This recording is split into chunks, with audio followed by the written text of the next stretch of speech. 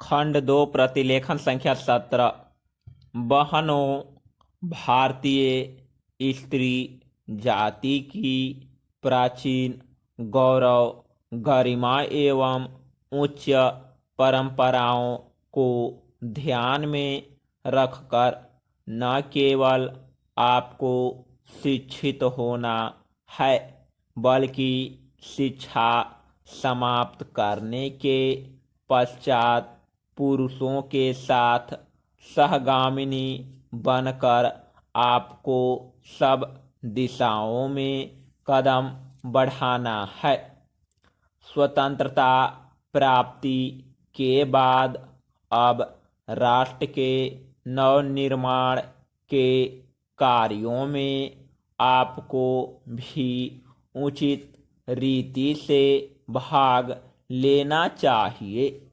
यह सब तभी संभव हो सकता है जब हम वर्तमान शिक्षा पद्धति की कमियों एवं दोषों को दूर कर उसको अपने अनुकूल एवं उपयोगी बना सकेंगे। इस संबंध में भी देश में परस्पर विरोधी विचारधाराएं प्रचलित हैं। आधुनिक सुधारवादियों या जो अपने को प्रगतिशील कहते हैं, उनकी धारणा यह है कि बालक बालिकाओं को एक साथ शिक्षा दी जाए और दोनों की शिक्षा प्रणाली एक सी हो। उनका भी विचार है कि स्त्रियों को न केवल शिक्षा पद्धति में ही बल्कि अन्य क्षेत्रों में भी पुरुषों के बराबर के अधिकार मिलने चाहिए तथा उन्हें संपूर्ण सामाजिक स्वतंत्रता होनी चाहिए। उन्हें समाज के समस्त व्यवसाय और व्यापारों में समान रूप से भाग लेना चाहिए और शिक्षा प्रणाली की रचना इन सब के अनुकूल होनी चाहिए। दूसरी ओर कट्टरपंथियों के विचार इनके विपरीत हैं।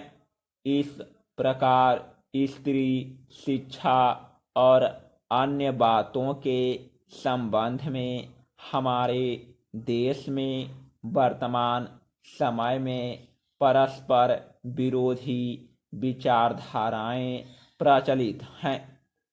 इन दोनों में से कौन सी विचारधारा उपयुक्त हो सकती है और किसके द्वारा हमारी संस्कृति एवं सभ्यता फल फूल सकती है, इस पर हमें ध्यान देना आवश्यक है।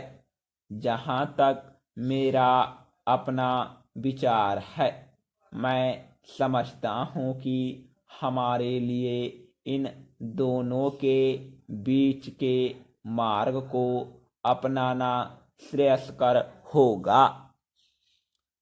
वर्तमान शिक्षा पद्धति के आदर्श एवं उद्देश्यों में जो दोष पाए जाते हैं, उनके अतिरिक्त वह बहुत महंगी सिद्ध हो रही है। प्रतिवर्ष हम अपने शिक्षालयों द्वारा हजारों विद्यार्थियों को तैयार करते हैं, जिनमें से बहुतों को नौकरियां न मिलने पर जीविका चलाना बहुत कठिन हो जाता है। इस प्रकार हम अपने शिक्षालयों द्वारा जहाँ काफ़ी संख्या में विद्यार्थी बेकार तैयार होते देखते हैं, वहाँ फैशन परस्त भी तैयार होते दिखते हैं।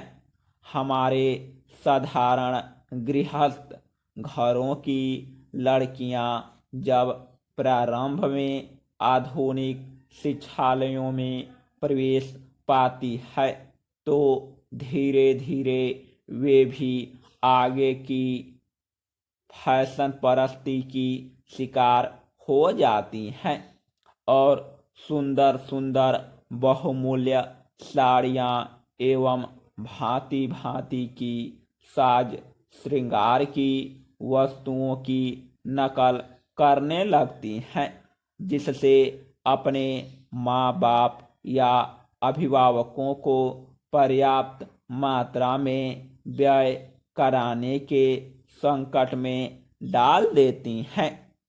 ऐसी शिक्षा प्राप्त कर जब वे स्कूल या कॉलेज छोड़कर जाती हैं तो उनका जीवन भार स्वरूप होने का भय रहता है, क्योंकि जीवन के कार्य क्षेत्र में वह अपव्ययी शिक्षा पद्धति धनोपार्जन के उपयुक्त सिद्ध नहीं हो सकती। यह नौकरी की आशा भी पूरी नहीं कर सकती और अंत में यह शिक्षा उनके लिए निकम्मी मालूम पड़ती है। इसलिए हमें सचेत होकर सोचना है कि क्या वर्तमान शिक्षा पद्धति ही हमारे लिए उपयुक्त है